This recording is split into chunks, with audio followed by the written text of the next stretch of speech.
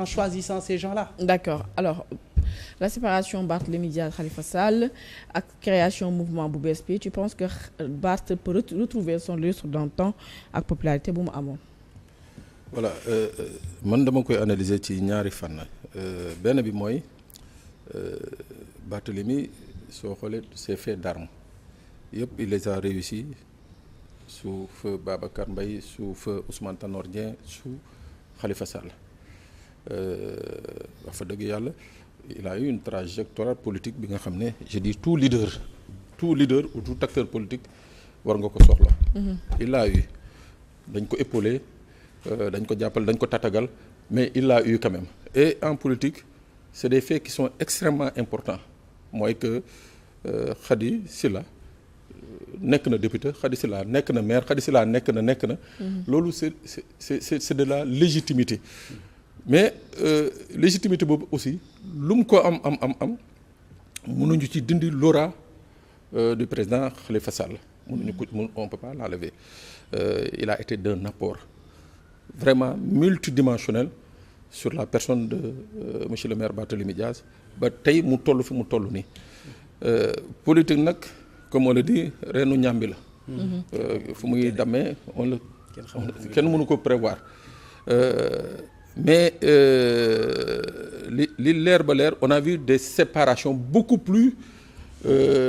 denses beaucoup plus violentes que celle-là parce que boobu ak léegi dégguñu ñiy topp ak Khalifa Sall am di yëy di yàbbi ci Barthélémy Dias dégguñu ñii nekk ak Barthélémy Dias di yëy di yàbbi ci ki nga xam ne mooy Khalifa Sall ak ñi mu àndalal donc ça veut dire que quelque part j'ose croire laa la wax j'ose croire que il est parti avec la bénédiction de Khalifa Sall même bu dee c'est un poids lourd qui quitte la coalition qui quitte Taxawu Sénégal pour aller créer son mouvement. Sénégal bu ñu bokk. foofu nag c'est là où je dis quelque part c'est un couteau à double tranchant. Barthélémy Dias peut aider ou bien peut même postuler au lead de l'opposition. Je dis peut waxuma nag moo da koy def de il peut aider ou bien même postuler à affirmer le lead dans l'opposition mooy maanaam ñu ne tey jii Khady Sylla moom la ñuy jàppale tey jii mu nekk véritablement le patron de l'opposition ou bien moom Barthélémy Dias xalaat ni que de par li mu am de par sa présence d'abord au niveau de Dakar et la présence qu'il lui faudra prouver sur l'ensemble du territoire national xool ndax vraiment il a le leadership nécessaire pour ñëw toog occuper une certaine place loolu bu ko mënul am rek mooy que tout ce qu'il aura fait ba tey jii ça va être une perte pour lui. Tout ce qu'il aura fait c'est-à-dire de 2001 bi mu jógee États-Unis ñëw ba tey jii lépp lu mu mënoon am comme acquis politique s'il ne réussit pas à avoir justement li ma wax nii. mooy asseoir un leadership fort dans l'opposition mooy que il aura perdu vraiment.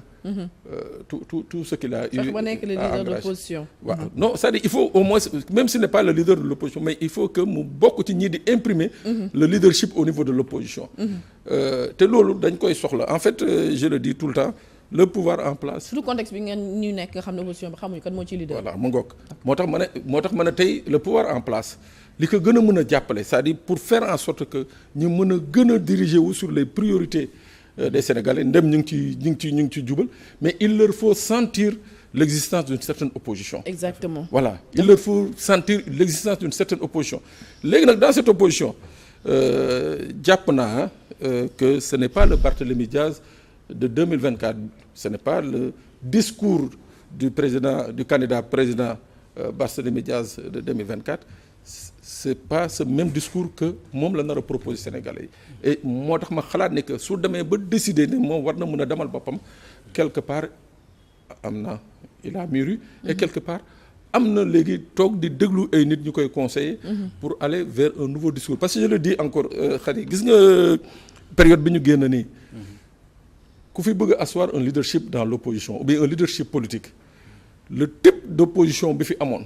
képp ku ko bëgg a pratiquer tu perds ton temps parce que les Sénégalais dootuñu nanguti dugg ci genre débat yu mel noonu quoi. Voilà donc j'ose espérer avec la présence de monsieur le maire ak yeneen cadre ils vont aller dans ce sens. Et surtout aller s'affirmer à l'intérieur, bañ a jëlatin Dakar comme référence. Il faut qu'ils s'affirment à l'intérieur du pays. ñu xam ndax vraiment c'est le Barthélémy Diaz successeur ou bien digne successeur de Khalifa Sall. d'accord moom sax de bañ ko doon seetaan mi ngi wax ne ba mu seeti jee kii di Badara Gadiaga ñu koy nuyu sax suñu frère bu baax boobu noonu di ñaan yàlla fu mu nekk yàlla na fa génn. mi ngi wax ni dañoo war a dajaloo l'opposition mais cette fois-ci da nekk front bu large boo xamante ne opposition bi yëpp a ciy retrouver yéen nekk ci dynamique boobu noonu parce que lu mu wax sa dafa am solo mooy mu fexe ba imposer boppam li nga xam ne mooy année d'expérience plus de 20 ans mu nekk dans le sillage de la politique donc cette fois-ci il faut mu gën a taxawal li nga xam ne mooy position au sein de l'opposition pour mun a incarner wala mettre en exergue toute cette expérience qu'il a requis. dëgg la jërëjëf je pense que le doyen Pape a parfaitement raison xam nga vraiment mag ñi dañuy wax ne maanaam nit bu fekkee ne da nga nekk ci mbir di ci dox di ci yëngu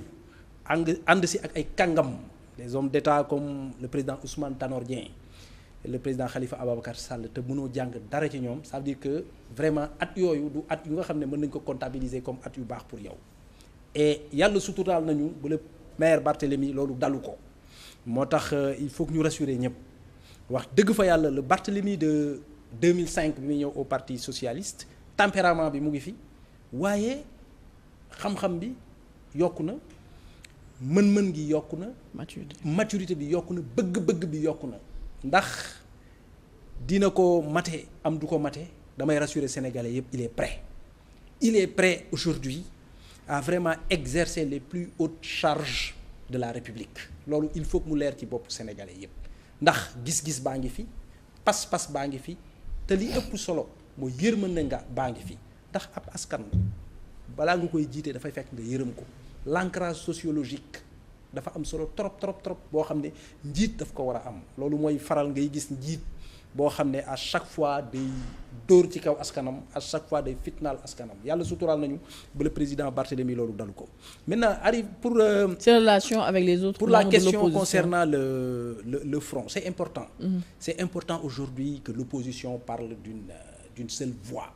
parce que loolu mooy intérêt réew mi du ma wax loolu mooy intérêt opposition bi mais loolu mooy intérêt réew mi te mooy jàppale sax nguur gi ndax réew mi dafa tollu fenn foo xam ne dañoo soxla non seulement une force d'opposition mais une force de proposition loolu la le maire Barthélémy doon wax démb mi ngi koy dox parce que cëram la parce que fi mu jaar ci politique li mu servir Sénégal ak fi ko sénégalais yi teg du yoon aujourd'hui muy seetaan réew mi di yoot di dugg ci ab guuta xalaat nga ni Barth peut porter la voix de l'opposition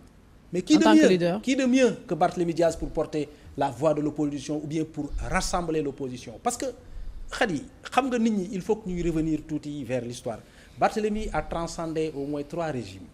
te 3 régimes yooyu noonu yëpp Barthélémy am na fu mu jaar ak ñoom am na lu mu jëflante ak ñoom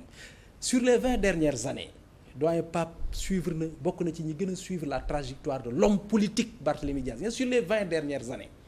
Barthélémy mun na bind ci histoire politique u Sénégal parce qu'il a été de tous les combats la coalition Yewwi Askan Wi bi nga xam ne coalition Yewwi Askan Wi bi nga xam ne man amul sens ma partagé ko ak sama nattaango yu bëri c'était l'une des plus belles coalitions de ces 10 dernières années